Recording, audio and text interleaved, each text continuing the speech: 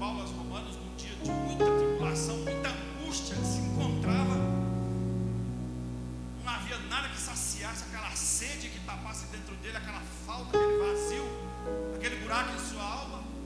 E um dia, enclausurado em uma cela, como fazem os monges, ele lendo a epístola de Paulo aos Romanos, ele encontrou um texto que diz, ele prestou atenção no texto que diz: e o justo viverá da fé. E a partir desse momento, desse encontro com esta verdade, ele iniciou uma busca constante e eficaz de trazer Cristo para o meio do povo, de levar o povo a Jesus, de trazer aquele Jesus enclausurado lá nas prisões de Roma, aonde ficou lá preso em muita hipocrisia, em muitas indulgências, muitas regras e hábitos humanos. Ele resolveu trazer para que os homens conhecessem de fato esse Jesus, o Jesus da Bíblia, o Jesus da graça. Diz a história que Martinho Lutero nasceu no dia 10 de novembro de 1488. E ele já desde criança ele tinha muita vontade de saber algo mais a respeito da história dos contas. Mas eu quero voltar um pouquinho. Depois de Atos, quando a igreja recebe o poder do Espírito Santo, de uma multidão de impacto efervescente na presença do Espírito Santo, que Pedro prega aquele evangelho genuíno, o evangelho da graça, o evangelho que salva, o evangelho que restaura o homem, e muita gente ali recebeu a presença do Espírito Santo, aceitaram a nova fé em Cristo. E após esse momento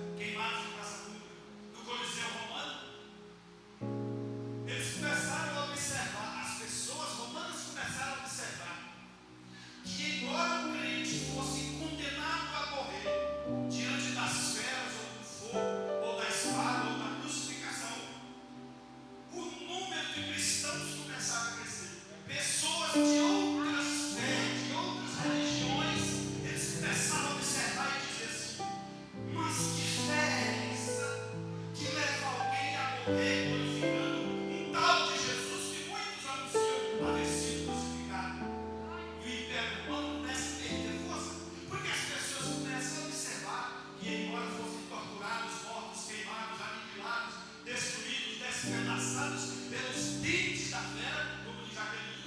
O sangue que corria no chão era como um semente que ia brotando mais crentes, e o reino de Deus ia crescendo, e o nome de Jesus sendo glorificado. Louvado seja Deus. Aleluia. Passados muitos anos, sobe então um homem chamado Constantino, que querendo invadir Constantinopla na Europa, querendo atravessar e fundar a Roma do lado do Ocidente, a Roma europeia, a Roma do Oriente, perdão. Então ele começa a observar politicamente que o número de cristãos, não obstante as torturas e mortes, crescia. E o povo começava a observar o caminhar dos cristãos e começava a equiparar-se a eles, ou seja, assemelhar-se a eles. Como Paulo diz, aquele que furta não furte mais, aquele que bebe não bebe mais, aquele que fornica não fornica mais. As pessoas começavam a observar o comportamento daqueles crentes e começavam a querer ser como eles. Constantino viu então que aquilo era muito poderoso e surgiu então a fusão da igreja e do Estado. Casou-se a igreja com o Estado através de concílios, através de reuniões a portas fechadas. Muitos bispos das igrejas vinham e se rendiam diante do poder do imperador, e aí fundou-se então uma igreja chamada Universal, do latim para nós, católica, a igreja católica apostólica romana. E para agradar a gregos e troianos, é para agradar a todas as pessoas que vinham fazer parte da cidade, porque Constantino emitiu uma ordem que quem quisesse ter posições, quem quisesse ser político, quem quisesse galgar posições no Império Romano, naquela época ele tinha que fazer parte da fé cristã. Mas o que fazer para agradar essas pessoas que vinham de outras fés, de outros fundamentos de fé, de outras crenças, de outras realidades? Então começou-se a permitir dentro da igreja o culto às personalidades, o culto ao imperador, o culto aos ancestrais. Então eles começaram a dizer: olha, nós observamos que os pagãos, eles têm lá os seus altares onde adoram aos seus antepassados, aos seus ancestrais. Vamos permitir que tragam também e façam parte da igreja. Começou então a criar-se liturgias para que o povo começasse não a adequar-se aos padrões de Cristo, mas a igreja adequar-se aos padrões do mundo, para caber tudo e todos, para ser uma igreja inclusiva, para ser uma igreja que deturpou o mandamento de Cristo, a eclesia saia para fora. Vós sois a luz do mundo, assim brilha a vossa luz, para que os homens a vejam e glorifiquem nosso Pai que está no céu. Ela começou a apagar essa chama. Em 460, na derrocada de Roma, então a igreja desaparece, fica só a igreja de Roma, e a humanidade passa por um período chamado 1000 anos, a idade das trevas. E essa idade das trevas surgiu então os inquisidores, pessoas que, amando da igreja romana apostólica, católica apostólica romana, que descobrisse que alguém estivesse lendo, descobrindo, sabendo alguma coisa, era considerado herege, levado para a fogueira. Eu abro um parênteses aqui para dizer: muitas mulheres morreram nessa época de forma crudelíssima, devido ao fato de elas começarem a descobrir fórmulas medicinais, remédios através das plantas, curar as pessoas, porque o império queria, a igreja queria que as pessoas fossem escravizadas por aquela fé, pagasse para viver daquela forma, sob um peso muito grande, muito pesado, que eles mesmos não queriam carregar, como Jesus disse aos fariseus. E então as pessoas foram sendo mortas. Se você observar na história, nós temos a história de um padre chamado Tomás de Torquemada, um padre espanhol. Esse padre matou muita gente, ele era muito cruel. E a história dele diz que ele fazia orgias homossexuais, com muita bebida, com muita prostituição. E fazendo aquelas orgias, ele dizia que estava adorando a Deus e queimava aquelas pessoas que recebiam uma iluminação do Espírito Santo para buscar a Deus. Muitas pessoas morreram nessa época porque queriam descobrir algo mais, queriam descobrir o que estava por trás daquela religiosidade, daquele peso cruel que não permitia que eles conhecessem a Deus. Deus foi trancado numa jaula e preso no Vaticano e deixado lá. A figura de Jesus Cristo foi estigmatizada apenas a um crucifixo feito de madeira, onde as pessoas tinham que render sua adoração e louvor àquele crucifixo e ainda depositar ali as suas moedas. Mas existiram muitos homens que brigaram ferozmente. Jerônimo de Savonarola, que foi para a porta da igreja de Milão e batia e gritava contra a usurpação e a prostituição da igreja romana, foi queimado em praça pública. Um homem chamado John Hus, que começou a descobrir também através da palavra de Deus, e também foi queimado, foi morto. E ele disse assim: vocês estão queimando hoje um ganso, em 1415, mas daqui a 100 anos surgirá um cisne, que esse vocês não conseguirão queimar. E quando foi no dia 10 de novembro de 1488, nascia um alemãozinho chamado Martinho Lutero. E esse menino, desde criança, ele já tinha tendências a ser diferente. Com 14 anos de idade, ele foi levado para um mosteiro, começou a estudar, decidiu ser advogado, queria ser advogado, começou a estudar direito. E aí, ele tinha tanta sede de Deus que ele começava a buscar Deus nos elementos. Ele começava a buscar Deus nas razões, na filosofia, no conhecimento humano, nas suas certezas e convicções. E aí um belo dia ele decide largar de estudar direito. E voltando para a sua casa, houve uma grande tempestade, um raio caiu próximo dele, ele caiu no chão. E um desespero, ele gritou: Santa Ana, me salva, que se você me salvar, dedicarei a minha vida ao celibatário e ao seminário católico. E assim aconteceu. Ele foi para um mosteiro agostiniano, da ordem de Santo Agostinho. Um homem que também se converteu a Cristo lendo a epístola de Paulo aos Romanos. Existem tantos outros homens que nós precisamos ler a história desses homens, nos espelhar neles. João Crisóstomo, chamado Boca de Ouro, ele não conseguia ler devido às suas vistas, mas ele pedia que todo dia alguém lesse a epístola de Paulo aos Romanos para ele, e pregava com tanta eloquência. Eu esqueci de falar no começo, mas isso foi lá em 400. Então Martinho Lutero, ele vai para esse mosteiro agostiniano e fica lá. E diz a história que Martinho tinha um homem que era o seu confessor. Eu até anotei aqui para não esquecer. Eu tinha uma memória muito boa, irmão, de um tempo para cá. Senhor Stalpitz.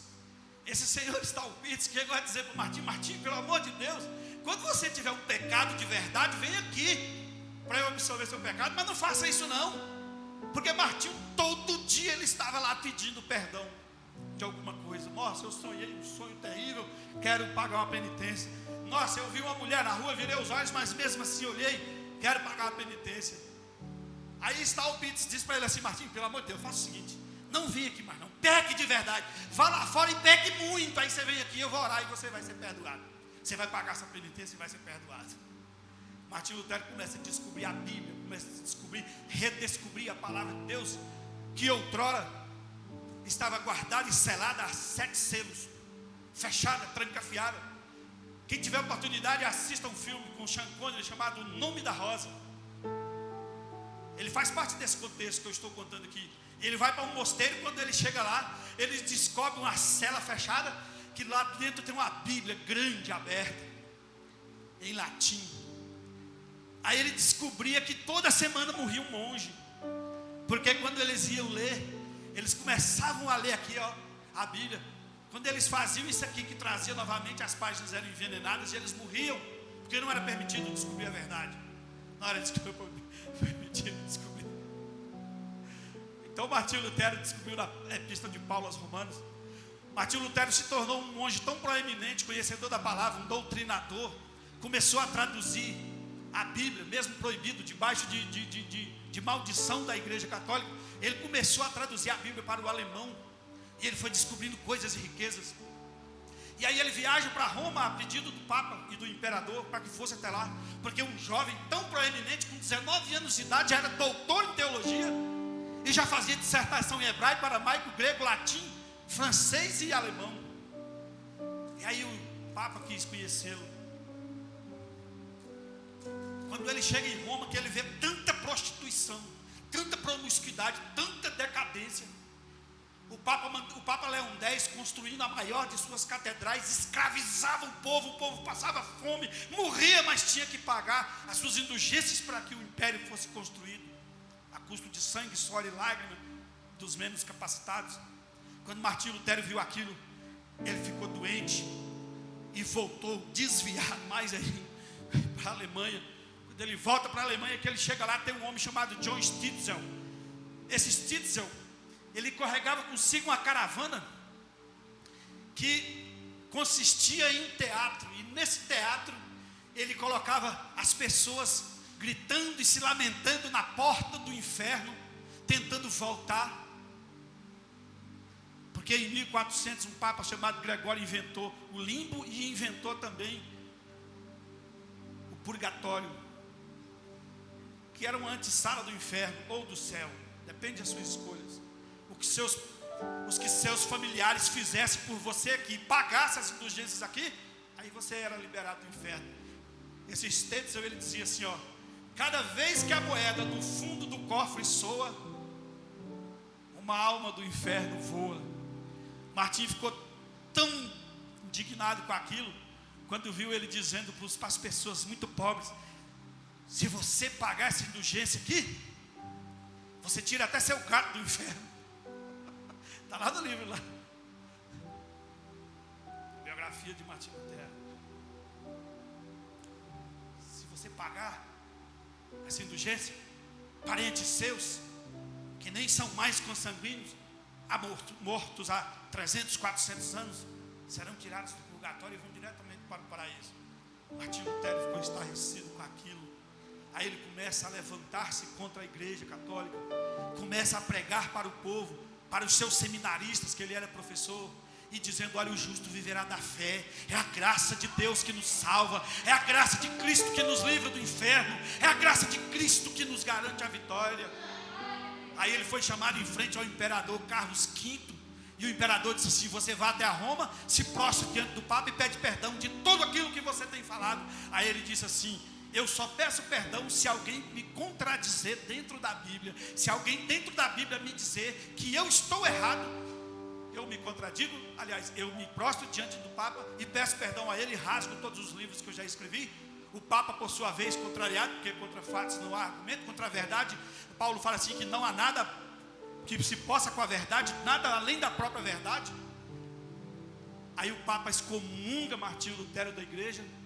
O imperador Carlos V expulsa Martinho Lutero da Alemanha. Aí o príncipe da Saxônia esconde Martinho Lutero dentro de um palácio, numa torre. E lá nessa torre, dentro de 3 meses, ele consegue traduzir toda a Bíblia de latim e grego para o alemão, e começa a distribuir a Bíblia nas cidades para o povo, mostrando a verdade para o povo. Essa aqui que é a verdade. Vocês não precisam pagar a indulgência. Sabe por quê? Porque o sacrifício puro, único e perfeito de nosso Senhor Jesus Cristo já compensou toda a dívida que foi escrita pelo diabo lá na cruz do Calvário. Lá nós somos mais do que vencedores. Bendito seja o nome do Senhor. E aí ele escreve 95 teses, dentre elas os 5 pilares da cristandade, as 5 solas da reforma protestante. Sola fide, só pela fé. Sola gratia, só pela graça. Só lhe deu glória, só a Deus deu glória. Só lhe Jesus Cristo, só Jesus Cristo. E só a Escritura, só a Escritura. E hoje eu quero falar da graça. A graça de Deus, sola gratia. Dia 31 de outubro foi comemorado 503 anos da Reforma Protestante. E o mundo é tão cruel, tão promíscuo, tão devasso, que criou o Dia das Bruxas, o Halloween, para que os cristãos fossem esquecendo pouco a pouco a grande vitória que Martinho Lutero trouxe para nós, a grande possibilidade de que hoje nós estivéssemos aqui adorando a Deus, sem precisar nos prostrar diante de um toco de madeira, e nem pagar nada de moeda de ouro, nenhuma indulgência para servir a Cristo. Tem um teólogo brasileiro, presbiteriano, que eu gosto muito, já indiquei para muita gente, chama Heber Carlos Campos. De todas as definições de graça que eu encontrei da palavra graça, do grego charis, carité, essa é a mais bonita. Observa, vou falar pausadamente. A graça é o favor eterno e totalmente gratuito de Deus, manifestado na concessão de bênçãos espirituais e eternas a pessoas indignas e culpadas. A graça de Deus, a graça é o favor eterno e totalmente gratuito de Deus, manifestado na concessão de bênçãos espirituais eternas a Gerson e tantos outros que a quiserem ser alcançado por ela. A graça irresistível de Deus. Se você soubesse o peso disso que eu disse, que agora você daria um brado de glória a Deus, adorando a Deus, porque a graça foi alcançada até nós, ela foi trazida até nós pelo sacrifício único e perfeito de nosso Senhor Jesus Cristo.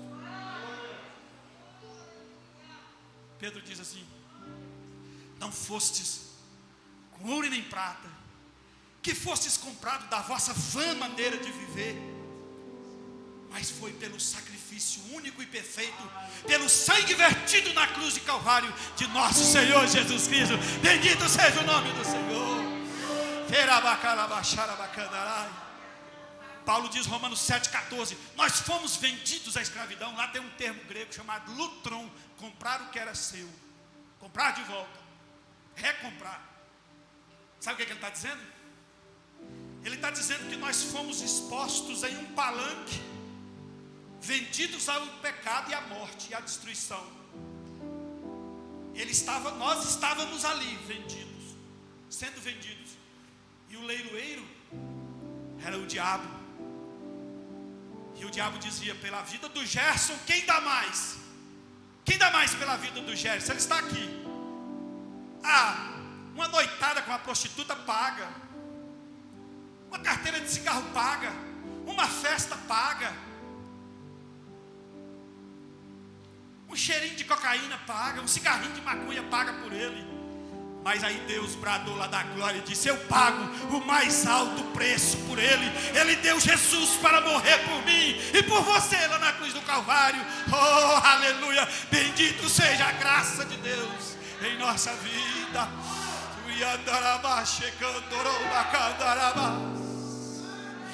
A graça, meu irmão, é só pela graça.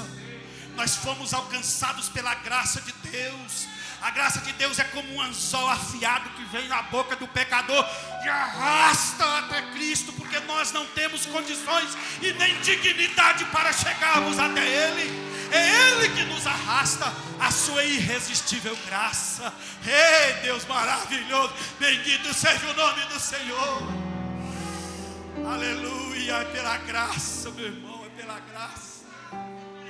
Não tinha dignidade em mim, não tinha moral em mim, não tinha formosura em mim, não tinha riqueza em mim, não tinha nada em mim que pagasse o preço, mas Jesus Cristo me amou, me deu um banho da sua graça, e hoje eu estou aqui salvo pela fé, pela graça, mediante a fé. Aleluia. Eu sou muito agradecido por esta graça, meu irmão. Sabe por quê? Porque lá no mundo nós não temos valor, lá no mundo nós não temos preço, lá no mundo nós não temos qualificações, nós não temos estrutura, nós não temos nada, não temos valor algum. Irmão, isso é tão maravilhoso, sabe? Isaías 64:6, Deus diz assim: eu olho para a terra e vejo as suas justiças para mim como trapo de imundície e cacos entre cacos. E nós estávamos lá, nessa imundície, nesse lixo, perdido. mortos pelas nossas transgressões e nossos pecados. Aí Paulo diz assim lá em Colossenses 2, a partir do verso 13, ele diz assim: porque Cristo humilhou as potestades, domínios e poderes, subjugando-os e expondo-os à vergonha, cancelando em nós toda escrita de dívida. Havia lá na cruz do Calvário, lá na porta do inferno, uma nota promissória assinada em meu nome, aonde o diabo cobrava caro. Jesus venceu a morte lá na cruz do Calvário, foi lá no inferno, arrancou essa promissória, lascou na cara do diabo e disse assim: ele é salvo pela graça, é pela graça, é pela graça. Aleluia, aleluia. Irmão, tem um texto da Bíblia que aliás, eu acho todos lindos, mas esse fala de uma situação encantadora. Observe, Marcos 5:25.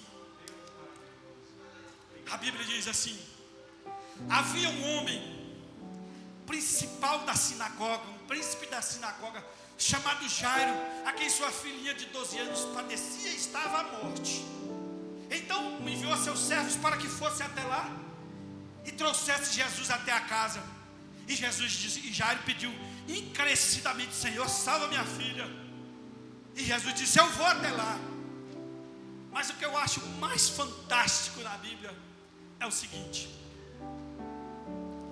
quando Jesus inicia o passo para ir até a casa de Jairo, o escritor, ponto final, inicia uma outra história. Ele abre um parêntese e inicia outra história e diz assim: havia uma mulher que padecia 12 anos de fluxo de sangue, já havendo gastado tudo o que podia, não resolvendo o seu problema, resolveu entrar no meio da multidão. Irmão, vou te contar uma coisa aqui. Aliás, eu já estou contando várias. Aqui em Levíticos 19:25 diz assim: quando uma menina sair da pré-adolescência e entrar na adolescência, leve-a até o sumo sacerdote. Aliás, leve-a e apresente ao sacerdote, que se durante 7 dias ela vai estar lá enclausurada, para que venha o estado natural da mulher, o fluxo do sangue. Cessando o fluxo de sangue, essa menina era devolvida para a família. Perfeito. Mas se persistisse o fluxo, ela devia ficar enclausurada lá. Mas os judeus, eles se tornaram tão cruéis, que essa menina, quando apresentou essa deficiência, eles aprenderam num leprosário, junto com pessoas de doenças incuráveis. E ela ficou lá por 12 anos. Quer dizer então que ela estava com 24 anos de idade. Ela não tinha tido uma adolescência sadia, uma mocidade sadia, uma juventude sadia e uma mocidade sadia. Ela estava lá, no meio dos podres e doentes. Então diz a Bíblia que ela resolve sair. Mas meu irmão, eu posso pensar, eu não posso criar heresia, mas imagine, alguém chegou no leprosário e falou assim: olha, tem um homem andando aí, pastor Luiz Carlos, que esse homem é varão profeta, poderoso em palavras e obras, e hoje ele vai passar pela cidade, foge e vá até lá. Primeiro, ela não podia entrar na cidade, porque tinha fluxo contínuo. Segundo, não podia tocar em um homem, porque Jesus era solteiro e ela também. E terceiro, ela seria apedrejada. Então diz a Bíblia que contra tudo e contra todos, Jesus andando e a multidão apertando Jesus. Irmão, Deus é tão maravilhoso que eu imagino que lá na eternidade Jesus diz assim: um dia eu vou passar pela cidade, eu vou estar com pressa porque eu vou estar em subida, muita gente vai me cercar e tentar me parar, mas eu vou desacelerar o passo um pouquinho, porque uma filha de Abraão que sofre muito na terra, eu vou parar um pouquinho e ela vai tocar em mim. Posso pensar? E aí diz a Bíblia que quando Jesus vai passando, ele sente um leve toque na aba de sua veste e ele para. Todo mundo para também. Aí Jesus diz assim: alguém me tocou. Aí os religiosos dizem: claro, tem mais de 100 pessoas em volta de ti, como não te tocar? Impossível não te tocar. Jesus disse: esse tocou diferente, porque de mim saiu virtude. Aleluia. Aleluia, seja esse alguém diferente hoje que toca em Jesus, que toca Jesus diferente, a ponto dele parar e andar aqui no meio da igreja, e você tocar nas vestes dele e sentir a presença gloriosa dele hoje. Alguém tocou diferente em mim, aleluia. E eu tenho orado e pedido: Jesus, eu quero tocar diferente no Senhor, sem religiosidade, sem justiça própria, sem riqueza e sem conhecimento próprio, mas eu quero tocar em Ti humilhado, quebrado, lançado a Teus pés, para que o Senhor olhe para mim e derrame Tua graça sobre a minha vida, miserável pecador. Aleluia, aleluia, aleluia. Observa, Jesus parou e olhou para aquela mulher. Ela era tão pobrezinha, tão desvalida, que nem nome deram a ela. Uma mulher. E ainda falou o pior dos defeitos dela, com fluxo de sangue.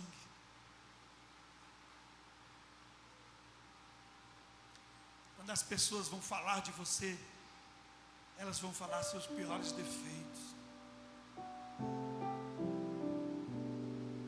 Por isso que nossas atitudes hoje devem ser condicionadas e submetidas à vontade de Jesus Cristo, porque Paulo diz assim: nós somos uma carta escrita e lida por todos. Aonde eu vou passando, as pessoas estão me vendo, estão me lendo.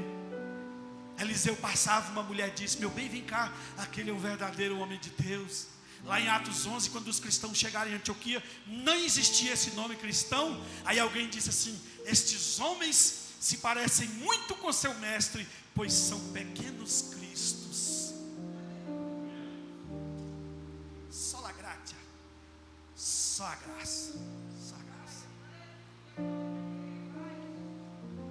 só a graça, meu. Jesus olha para aquela mulher e diz assim: mulher, você está salva. Aliás, você está curada. Vai embora, você está curada. Aí Jesus, como não deixa nada pela metade, ele diz assim: a tua fé te salvou. Ela saiu curada e ainda saiu salva. Tem um livro chamado Cristianismo através dos séculos, vale a pena ler, viu, irmão? De Eusébio de Cesareia. E não foi nenhum teólogo da contemporaneidade ou pós-modernidade que escreveu, não. Foi um homem que viveu em 300 depois de Cristo. Ele escreveu esse livro. Ele diz assim que na cidade dessa mulher, não me recordo agora, ele diz que na cidade, quando ela chegou, que a família a recebeu e ela contou a história, ainda existia lá uma estátua de um homem caminhando e ela prostrada aos pés, jogada, lançada aos pés. Eusébio de Cesareia. No livro dele tem essa história. Aí Jesus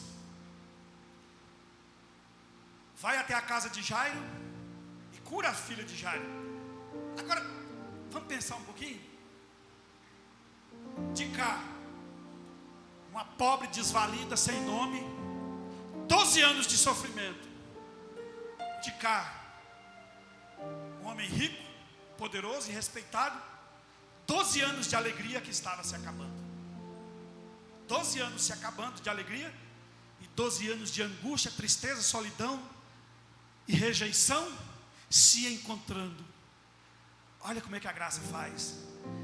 Jesus puxa a mulher do fluxo de sangue de baixo para cima, e puxa Jairo de cima para baixo, e iguala os dois no mesmo patamar. Porque diante da graça de Deus, ninguém vale mais do que ninguém, somos todos iguais, porque é a graça dele que nos condiciona a uma condição de servos dele, a semelhança dele.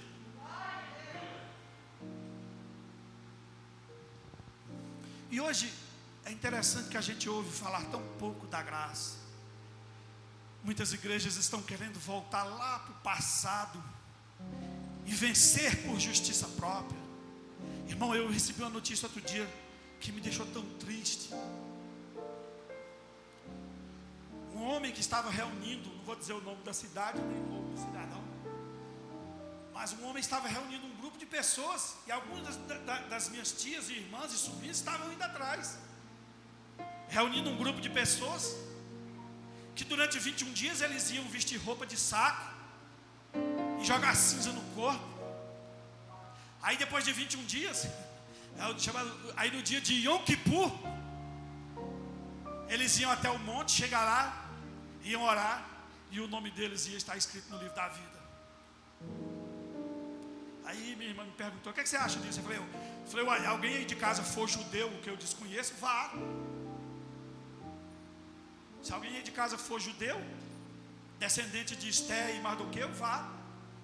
Porque eu não sou, eu não tenho necessidade disso. Sabe por quê?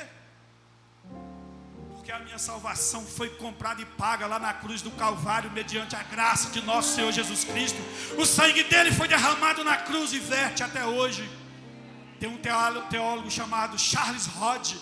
Ele diz assim, que alguém diz assim: Dr. Charles, como é possível